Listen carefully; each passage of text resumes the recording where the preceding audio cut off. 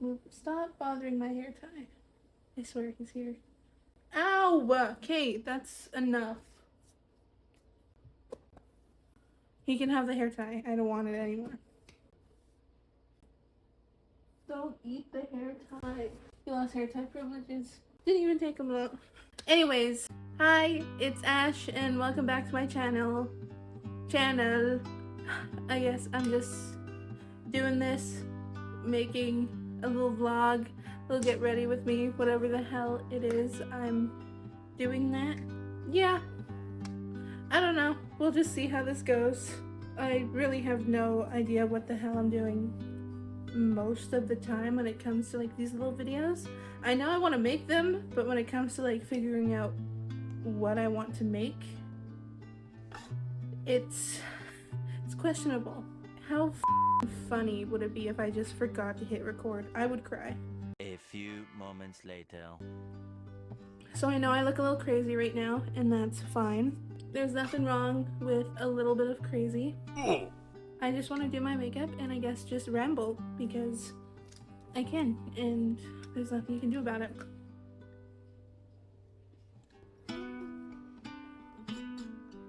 Please stop sniffing like literally everything. My cat Cosmo has been having zoomies this whole time.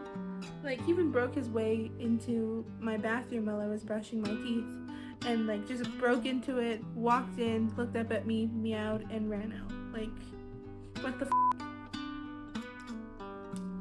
Ooh, why'd that squirt out like that?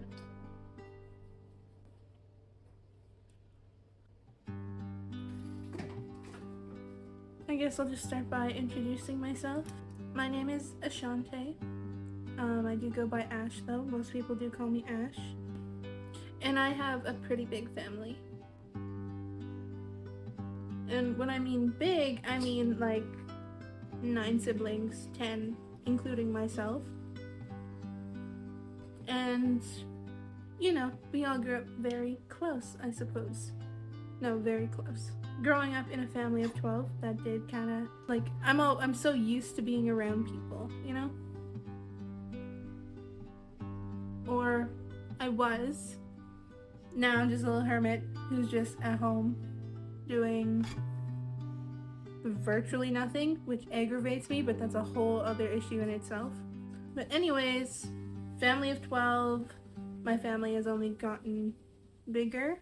A couple nephews, a niece. You know, my siblings are old enough to have significant others now, so they're bringing them into the family, and you know, we're meeting them. I myself brought a partner, so you know, close, tight-knit family. We grew up very close together, you know, despite having 2 older siblings that lived kind of far. They did come and spend as much time as they could with us. Huge family thing happened about 3 years ago that kind of made everyone just kind of scatter, I suppose. Everyone's now just trying to figure out who they are as their own person without exterior forces, I suppose. They're living for themselves now, which is great. I'm living for myself now, or trying to, and that's one hell of a thing. I can't speak for my other siblings. I'm sure they're just as happy and just as, you know, excited about their lives. You know, at least they have that freedom. They have the freedoms to do whatever they want, whenever they want, without fear of being rejected or shot down. Where growing up in that type of environment, that was literally the only thing that existed in that environment, that previous environment we were living in. But, you know, we all still very much love each other. I'm just happy that I can't speak for my other siblings, but personally I'm just happy that, you know, they are happy doing what they want, and that's literally the biggest thing I've always wanted for them. And being a family that's so deeply rooted in culture, I do pray for my family, my friends, my significant other, my siblings' significant others. Like, they're always in my prayers. I want to make sure that everyone that not only I love, but everyone they love as well is safe. Everyone that they hold dear is safe and healthy. At least they're doing their own thing. But a few weeks ago, I ended up getting the call that one of my younger siblings had passed away. And the craziest thing about that is, like, I knew already. Before my mom had called me, I knew that's what she was going to say.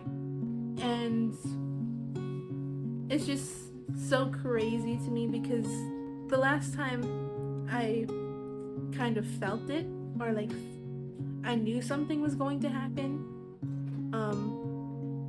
about 6 years ago, one of my uncles had passed away. And you know, when I had that thought, that initial thought of something's going to happen, it just kind of caught me by surprise because it just happened to be a thought. And it's just so crazy to me. Anyways, it's just so weird because, again, tight-knit family, they always are in the back of my mind. I love every one of my siblings. And then you just get hit with remembering that, you know, you lost a sibling. You lost someone that you grew up with. And that just...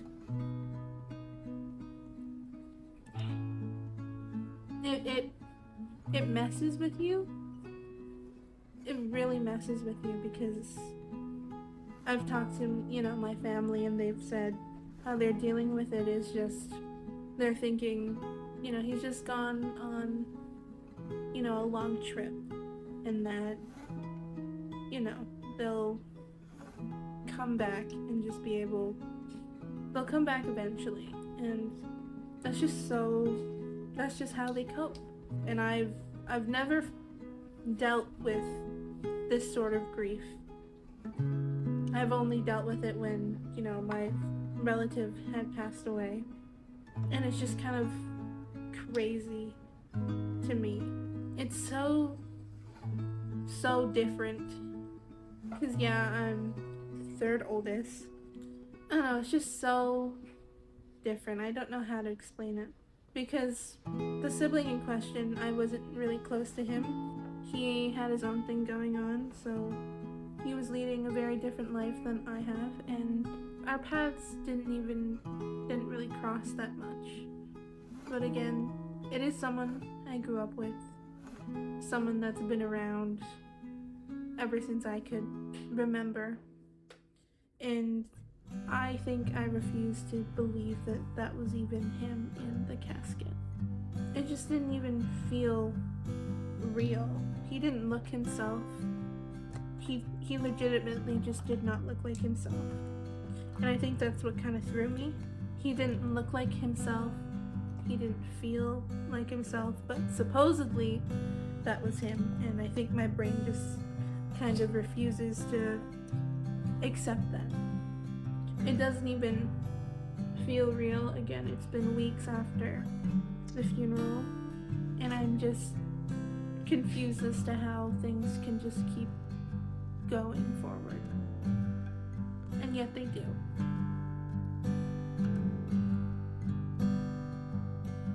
I simply just don't get how the world can keep going forward despite losing someone that was so close to me growing up.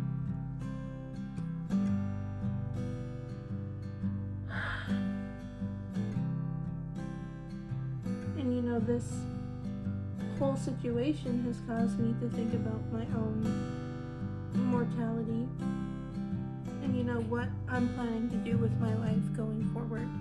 Because it did kind of knock me, it did kind of just not knocked me straight, but knocked me kind of into reality again. After letting literal years just fly by me, of me, you know, doing nothing. Nothing important, I suppose. Some people may argue that whatever I was doing wasn't as important as others, and I guess I'm not trying to compare, but I'm not trying to compare my experiences to other people's experiences, but I dropped out of school twice, and I picked up drinking as a way to cope with that, I suppose. To cope with the huge family thing, to cope with me comparing myself to, those who have had better opportunities, those who had supportive, people around them. I'm just very sad, or I've been sad pretty much all around. And despite looking forward to my freedom so much growing up, I'm just sad. And I've been kind of just waiting for something to happen, waiting for my life to suddenly get better. And it sucks that losing someone has caused me to start rethinking where my life is headed. I don't want to be sad and wait. I don't want to be so critical of myself and those around me.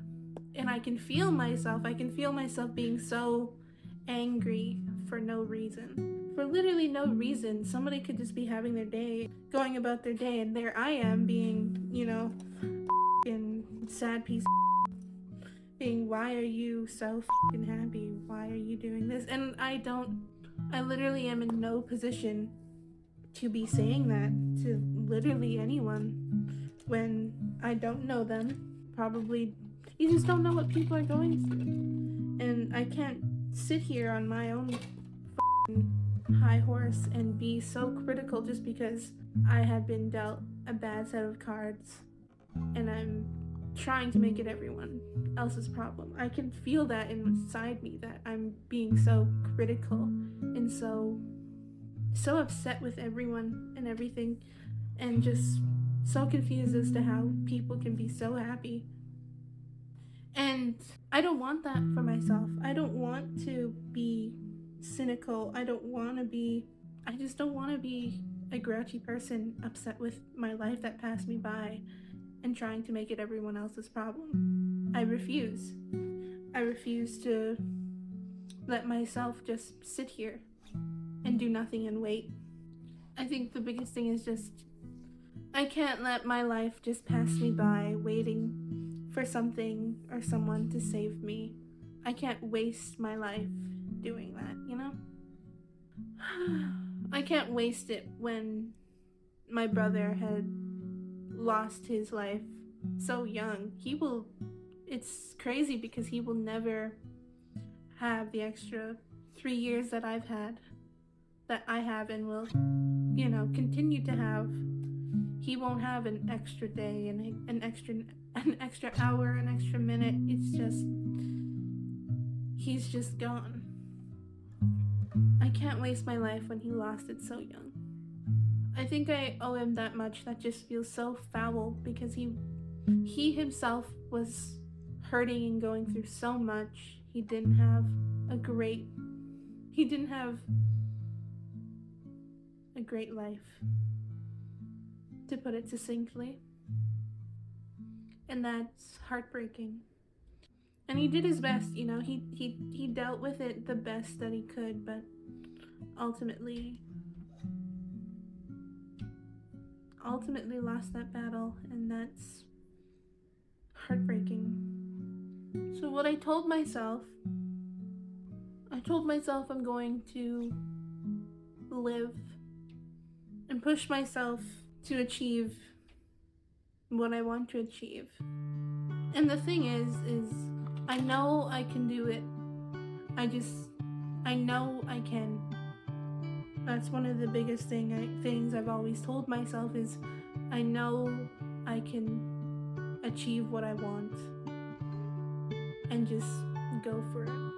It's just the hard work that comes with it that doesn't turn me off, but it's hard. But it's what I want.